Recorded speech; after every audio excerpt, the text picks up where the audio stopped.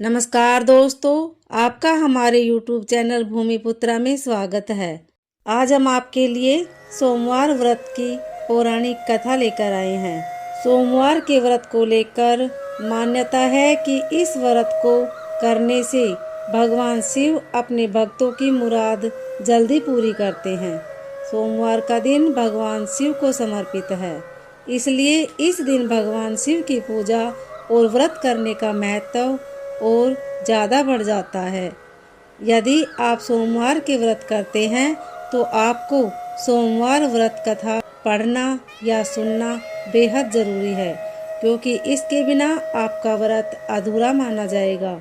इसलिए जानिए सोमवार व्रत कथा। देवों के देव महादेव बहुत ही भोले माने जाते हैं, इसलिए उनका एक नाम भोलेनाथ भी है।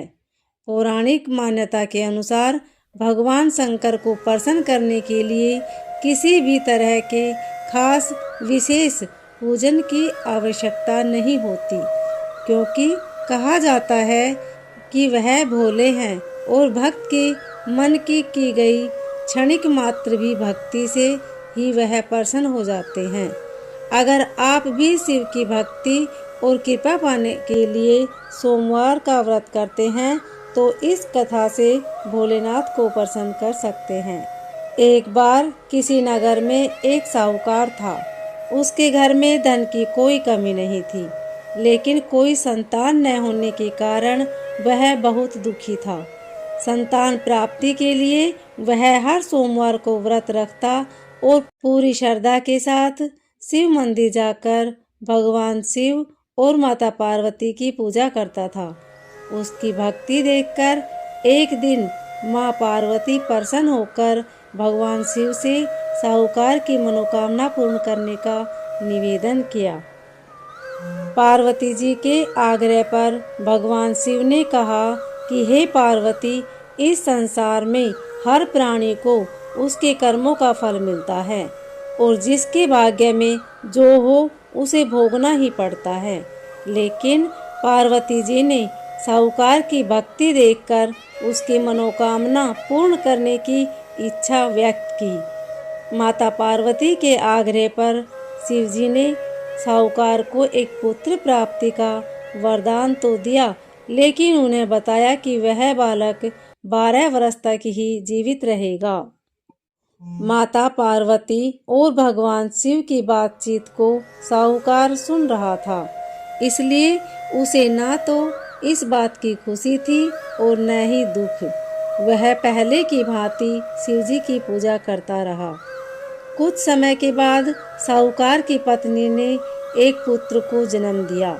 जब वह बालक 11 वर्ष का हुआ तो उसे पढ़ने के लिए काशी भेज दिया गया। साहूकार ने पुत्र के मामा को बुलाकर उसे बहुत सारा धन देते हुए कहा कि तुम इस बालक को काशी विद्या प्राप्ति के लिए ले जाओ। तुम लोग रास्ते में यज्ञ कराते जाना और ब्राह्मणों को भोजन व दक्षिणा देते हुए जाना। दोनों मामा भांजे इसी तरह यज्ञ कराते और ब्राह्मणों को दान दक्षिणा देते काशी नगरी निकल पड़े। इस दौरान रात में एक नगर पड़ा, जहाँ नगर के राजा की कन्या का विवाह था, लेकिन जिस राजकुमार से उसका विवाह होने वाला था वह एक आंख से काना था। राजकुमार के पिता ने अपने पुत्र के काना होने की बात को छुपाने के लिए सोचा, क्यों न उसने साहूकार के पुत्र को दूल्हा बनाकर राजकुमारी से विवाह करा दूं। विवाह के बाद इसको धन देकर विदा कर दूंगा और राजकुमारी को अपने नगर ले जाऊंगा। लड़के को दूल्हे के वस्त्र पहनाकर राजकुमारी से विवाह करा दिया गया।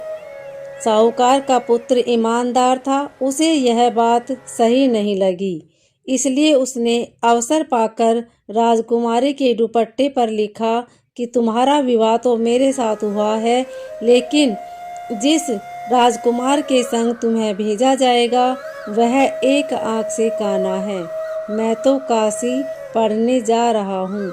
जब राजकुमारी ने चुन्नी पर लिखी बातें पढ़ी तो उसने अपने माता पिता को यह बात बताई। राजा ने अपनी पुत्री को विदा नहीं किया। फिर बारात वापस चली गई। दूसरी ओर साहूकार का लड़का और उसका मामा काशी पहुँचे और वहाँ जाकर उन्होंने यज्ञ किया। जिस दिन लड़का 12 साल का हुआ उस दिन ही यज्ञ का आयोजन था। लड़के ने अपने मामा से कहा कि मेरी तबीयत कुछ ठीक नहीं है। मामा ने कहा कि तुम अंदर जाकर आराम कर लो। शिवजी के वरदान अनुसार कुछ ही देर में उस बालक के प्राण निकल गए। मृत भांजे को देख उसके मामा ने विलाप करना शुरू किया। संयोगवश उसी समय शिवजी और माता पार्वती उधर से जा रहे थे।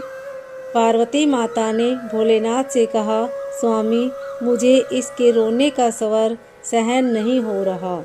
आप इस व्यक्ति के कष्ट अवश्य दूर करें।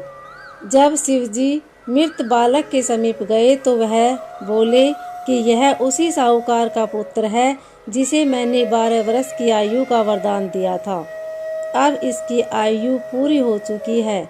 लेकिन मातृभाव से विभोर माता पार्वती ने कहा कि हे महादेव, आप इस बालक को और आयु देने की कृपा करें, अन्यथा इसके वियोग में इसके माता पिता भी तड़प तड़प कर मर जाएंगे।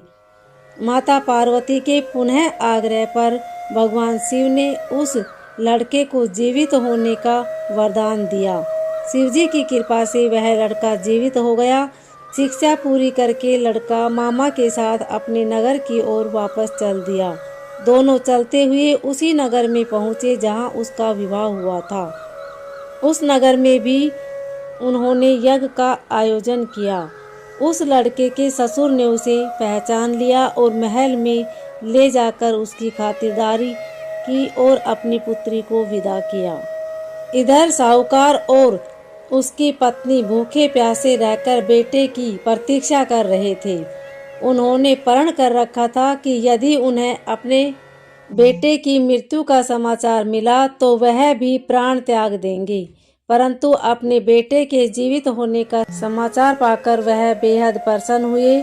उसी रात भगवान शिव ने साहूकार के सपने में आकर कहा, हे श्रेष्ठी, मैंने तेरे सोमवार के व्रत करने और व्रत कथा सुनने से प्रसन्न होकर तेरे पुत्र को लंबी आयु का वरदान दिया है।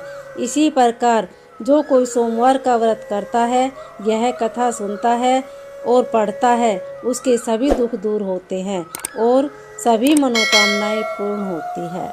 अगर आपको यह कथा अच्छी लगे तो वीडियो को लाइक शेयर सब्सक्राइब जरूर करें। कमेंट में ओम नमः शिवाय अवश्य लिखें। धन्यवाद।